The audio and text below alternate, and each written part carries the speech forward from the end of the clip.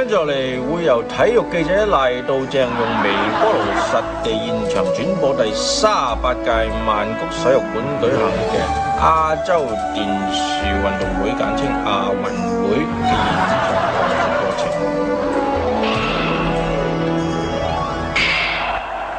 好啦，而家鏡頭去到現場直播，重慶大廈兩位看更因為小故發生爭執嘅情況，而家 A 座看更開始襲擊 B 座嘅看更啦。與此同時，隔離大廈嘅戲院裏邊嘅咧就有幾十位大委員咧就睇唔過眼上嚟，就開始調停。跟住呢個項目就係咧蒙古選手參加嘅30公噸掟圓球項目啦，經過第10掟都係失敗嘅，因為有4個人佢一個都掟唔中。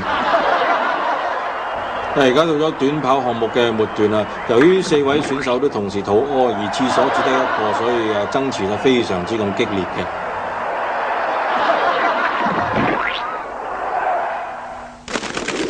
係為咗響應今屆嘅亞運咧，大會嘅餐廳就鄭重宣布每隻乳鴿就賣1蚊嘅，結果就賣出咗1620隻。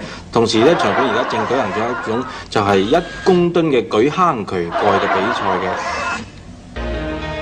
廣告翻嚟將會係為大家帶嚟最新嘅消息，係香港攞到6面金牌嘅過程，唔好走開啊！剛才短短幾分鐘嘅廣告時間，單車選手洪金寶已經為香港攞多咗一個6面嘅金牌，以下就由我重溫呢個6面嘅過程。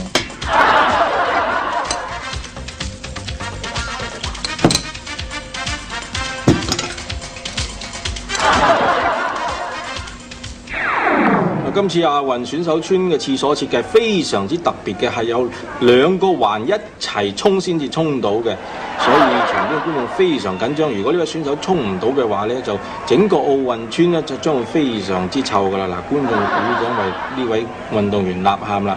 左邊嘅環呢係屬於東翼150個廁所，而右邊嘅環係屬於選手村嘅。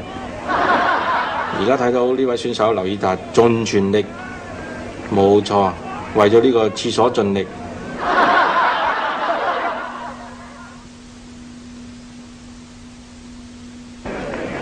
冇錯，成功。大家唔好以為呢段片係較咗快㗎，其實係已經係較咗慢嘅。其實我哋喺度轉播緊一啲微生物嘅生長嘅過程，嘅生長速度係非常之咁快嘅。大家又見到有少少黑頭同埋有啲白頭。所謂黑頭人送白頭人就係咁解啦。跟住就係一個高低槓嘅項目，呢位湖北省嘅女仔，佢為咗事業成功，佢就高攀咗首先呢個高槓。冇錯，佢同高槓玩得非常之熟絡，但係佢心底裏其實都係掛住一路一齊長大嘅低槓。